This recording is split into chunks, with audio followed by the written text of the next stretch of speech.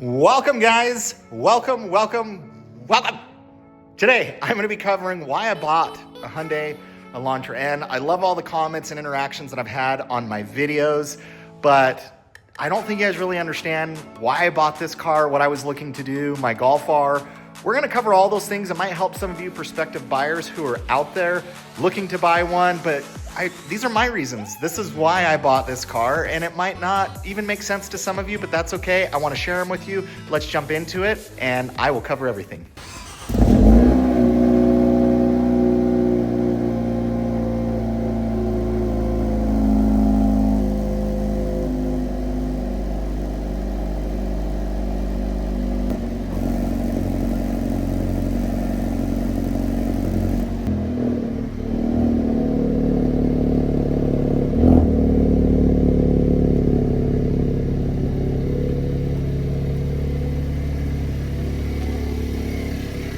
All right, let's jump into it. And man, look at the background behind me. It's such a nice day, clear skies, look at the mountains. I love it. For those of you who wonder, I live in Utah. A lot of that question pops up. You guys always want to know, hey, where do you live? It's beautiful where you live. I agree. I love where I live. I live in Utah. So in no particular order, I want to jump into the reasons why I bought not a Golf R. I had a Golf R, sold the Golf R. We're going to talk about that, but why I bought a Hyundai Elantra N. And some of it might make sense to you, some of it might not, but let's jump into it in no particular order. I want to go through it for you guys. Hopefully this answers a lot of questions in the comments. So first and foremost, I am a content creator on YouTube. Not big, but I do love cars. I'm passionate about cars. I have owned so many different cars on my channel, from muscle cars to rotary engines to 4-cylinders to turbos to V6s. I have gone through 10 to 12 cars in the last 3 years. I challenge you to check out some of my other videos. If you like V8 content, I've had a lot of V8s. I've just driven just so many different things. So being a car content creator on YouTube, I like reviewing cars. Now, I don't like reviewing cars for a day or two and going, hey, this car sucks, this car's awesome. I don't think it does fair justice to it. I like owning the cars. I typically own my cars for about a year, sometimes less than a year, just depending. But I like making content, and I like making content and covering topics that I feel are maybe misspoken or maybe not fully covered. And so getting a different car on my channel gives me different content. Each car that I own, I usually make 20 to 30 videos on it.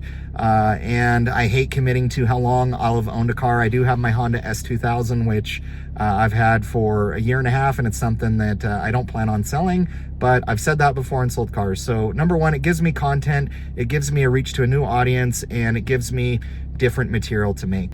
Other things, I think the Hyundai Elantra N doesn't get covered enough by YouTubers. I think a lot of reviewers out there have covered the car, but I don't think a lot of people own the car, and there's enough channels around the Hyundai Elantra N, and it's an amazing platform. I think there's a lot of misconceptions around the platform that I'll be sharing with you guys. For example, the engine, for example, warranty, for example, quality, all of those things I will provide updates on and opinions on and thoughts on. But I think people steer away from the Hyundai brand because it's Hyundai, and what they don't realize is their N division, they make phenomenal sports cars. Now, I can't say this is the best car I've ever owned. I can't even sit here and tell you, hey, go buy one. I'm not gonna do that because I haven't owned it long enough, but it is a performance-oriented vehicle that has a lot of things going for it, especially in the price range. When we cover all the features, functionality of the car, it is such a steal, and there's not enough content out there, and I wanna help elevate the brand. I wanna help elevate Hyundai Elantra N content. Other things that made me consider this car is it checks a lot of boxes for me. When I'm buying a car, I want a manual. I like manual cars that have rev match. This has it. It has ambient lighting. It has a good stereo. It's got good power. It has a lot of potential, and those are just some of the things that it checks so many different boxes. You know, it has a manual e-brake. To me, what I love about the Hyundai Elantra N is they went against the grain. They didn't go and create a car that everybody else was doing.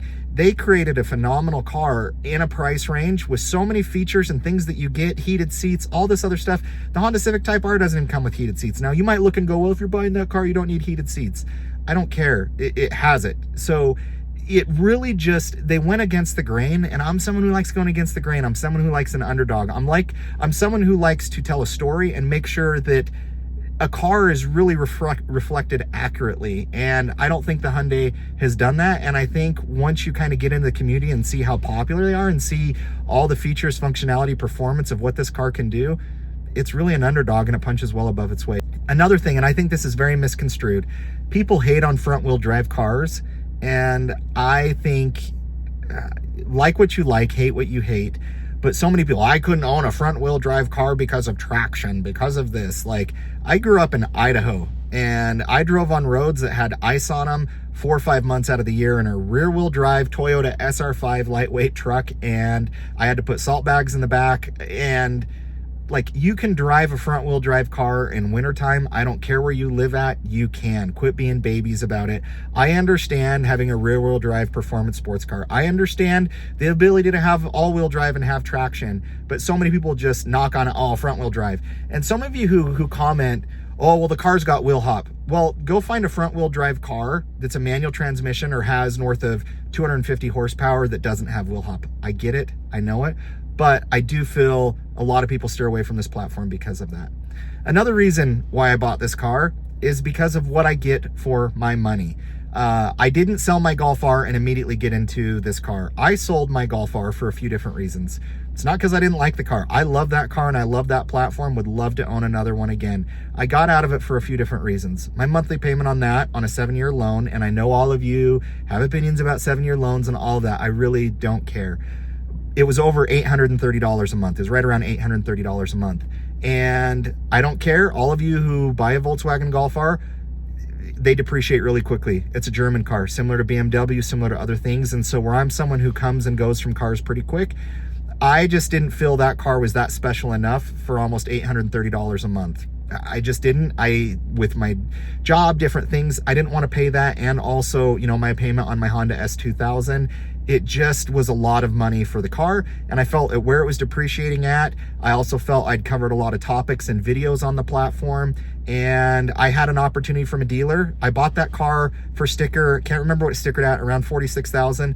They gave me $41,500 for it. I took it and ran, because if you've seen the market, if you do your research on used, I had a lot of dealers offering me $36,000, $37,000, $38,000 for the car. So when I was able to get $41,500, it depreciated $5,000 in a year. I filmed 20 to 30 videos from it. That to me made sense, and just hanging on to it longer was just going to continue to depreciate faster. So that's another thing. With the Hyundai Elantra N, surprisingly, all of you who hate on the Hyundai brand and don't like it or have all these different opinions about it, the Hyundai Elantra N actually holds its value really, really well. You can find them for a couple years old and or a year old, and they're only $3,000 under what the sticker price is on them. They hold their value really well. So for me, it checked all the boxes, and I'm like, okay, I don't hang on to cars super long. It's going to hold its value really well. It has all the different creature comfort amenities that I want in a car. It gives me that sporty vibe, gives me everything. Yes, does it have everything? No, it doesn't. But for a package around, you know, that I paid $33,000 for sticker or under sticker, $2,000 under sticker, it was a no-brainer. Hey, I can make content on it. Now, I don't know how long I'll have the car. I have a long list of videos on this car that I'm going to make and that I'm going to cover. But ultimately, those are some of the things. Some other things. I love the new facelift. I wasn't a fan of the previous facelift or the previous generation. Some of you might agree and disagree, and that's totally fine. On looks, it's so subjective, just like all of you, and who you date and who you marry. Hey, Walker. Hey, purple coat. Hey, purple coat. All of you out there have different people that you're attracted to or not attracted to. It's the same with cars. It's the same with different things. I'm not going to try to convince you something looks great when you don't think it does. The front end facelift on this car is what sold me. When I saw the new front end, I was like, I want one. Now, I will say the previous generation back end of the car, in my opinion, looks better than this generation. But the front end previously, with all that black, the silver logos, and I know you can black them out, I love the new facelift that this car had, and it really, really drew me to it.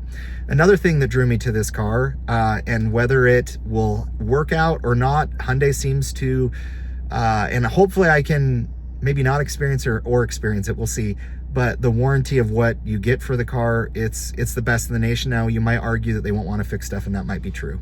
But the Hyundai dealers that I worked with, they're great to deal with. I was able to get 2 dealers under sticker for a couple $1,000s, and going the Honda route or going another Volkswagen route, I just don't like dealing with those dealers. Now, I know it's subjective to your area, and there's dealers that might be amazing, but my experience with Hyundai, it was great. They didn't play any games with me. They didn't add any accessories onto the car, and it was a great experience. Other things, there's just so many different things. Like, I love that Hyundai is keeping the manual live. Now, there's some people that keep the manual live and they have, stop start and some different things. Like, I love that it's just raw. I love that it's just what it is. And I, at heart, am a car guy. If it has a manual transmission, automatic transmission, I really don't care. I love manuals. I prefer manuals. I've only owned one auto car on this channel, my Supra. I love that car. But I am all about carrying the car enthusiast market forward. I think dealers, and I think more importantly, manufacturers, hurt themselves of these cars. They create a beautiful car, a beautiful sports car. They overprice it, and then it doesn't sell, and then they wonder why it doesn't sell. Then they stop making it. Then they go to electric and they wonder why people aren't buying electric. Like, there's a lot of games being played in the industry right now, and I hope to carry that torch forward. But those guys, off the top of my head, are just some of the reasons why I got into the Hyundai Elantra N. I'm still too new to it to say, hey, it's an amazing car. I think it is. And I'm also too new to it to say, hey, it's not a good car to get into. But what I will be is I will be fair. I will be honest. I'll give my opinions. And so far, I think this is going to work out great. I'm super excited for it. But if you guys got into a Hyundai Elantra N, let me know why you did. If you didn't, feel free and leave a comment of why I didn't. Now, a lot of you have made comments, Austin, why didn't you get into a Honda Civic Type R? Plain and simple, I got tired of dealing with Honda dealers. I couldn't find any at sticker. And the price difference between this car at 33 and change when I paid for it versus a Honda Civic Type R at 46-ish thousand at sticker, that's a difference of $13,000. And when you factor in my sales tax at 7.25%, that's more like $14,000 difference, $14,500.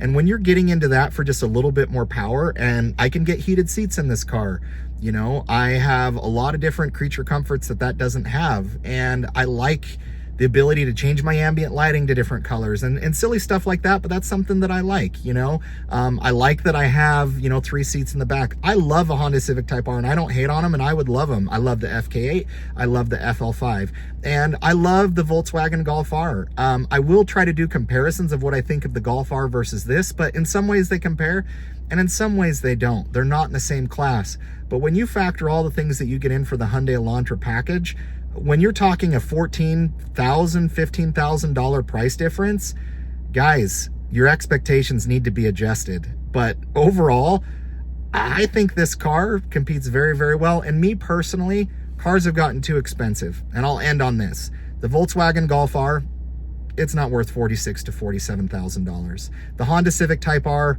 maybe. That's a special car. It'll hold its value. I think Honda, reliability, what they do to it, I could justify that maybe at sticker, but cars are getting too expensive, and I'm here to cheer for the underdog. And I really don't think it's much of an underdog when we start to compare the different apples to apples about the cars. Anyways, guys, those are some of my opinions. Those are my thoughts. If you guys are new to my channel, please like, comment, subscribe. Catch you on the next one.